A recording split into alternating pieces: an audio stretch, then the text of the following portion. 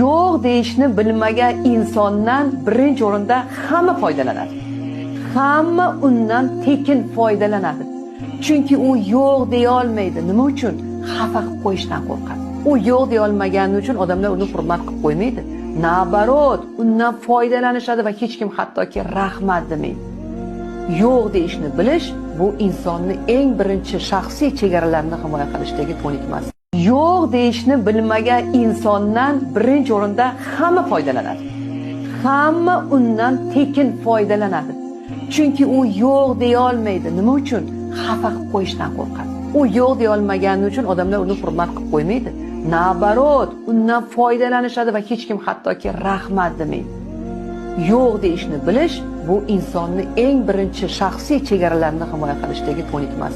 Yo'q deyishni bilmagan insondan birinchi o'rinda hamma foydalanadi.